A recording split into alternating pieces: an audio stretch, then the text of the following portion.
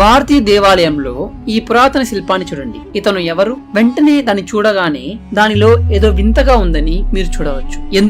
ఎందుకంటే ఈ figure symmetric కాదు. దీనికి 2 తలలు ఉన్నాయి, కానీ అవి సమానంగా లేవు. ఒక తల మధ్యలో ఉంది, మరొకటి సైడ్ కి ఉంది. ఈ చేతుల సంఖ్యని లెక్కిద్దాం. 1, 2, 3, 4, 5, 6, 7. అతనికి 7 చేతులు ఉన్నాయి. అవును, మొత్తం 7 చేతులు. ఇది చాలా విచిత్రమైన ప్రాతినిధ్యం. ఎందుకంటే మానవులకు సిమెట్రిక్ గా లేదా ఈవెన్ గా చేతులు ఉంటాయని మనం ఊహించుకుంటాం, కానీ అతనికి 7 చేతులు ఉన్నాయి.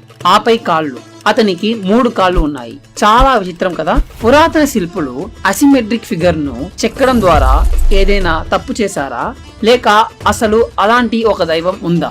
ఇది అగ్నిదేవుడు. ఈ లక్షణాలన్నీ పురాతన భారతీయ గ్రంథాలలో ప్రస్తావించబడ్డాయి. ఈ గ్రంథాల ప్రకారం అగ్నికి 2 తలలు, 7 చేతులు మరియు 3 కాళ్ళు ఉంటాయి. ఈ 3 అన్ని ప్రైమ్ నెంబర్స్ అని గమనించండి. ఇందులో కొంత హిడెన్ కోడ్ ఉంది. అండ్ అగ్ని లేదా ఫైర్ ఎప్పుడు సిమెట్రిక్ గా ఉండవు కదా. నీరు, చెట్లు, జంతువులు వంటి చాలా సహజమైన విషయాలు అవి సిమెట్రిక్ గా ఉంటాయి. కానీ అగ్ని కొన్ని కారణాల వల్ల విచిత్రంగా ఉంటుంది మరియు ప్రపోర్షన్ లో గ్రో అవ్వచ్చు. మీరు ఒక గీతను గీయలేరు మరియు అగ్నిలో సమాన భాగాలను కలిగి ఉంటారు. అందుకే అగ్నిని ప్రైమ్ నెంబర్స్ తో చూపించారు. ఎందుకంటే ఈక్వల్ గా డివైడ్ అవ్వదు. అది కాలిపోయి అసమాన పద్ధతిలో పెరుగుతుంది. మీకు అగ్ని యొక్క ఐకానోగ్రఫీ తెలియకపోయినా ఇది అగ్ని దేవుడే అని మీరు ఇప్పటికే ఊహించవచ్చు. ఎలా అంటే ఈ వంపు పైన చూడండి, మీరు మంటలను చూడవచ్చు.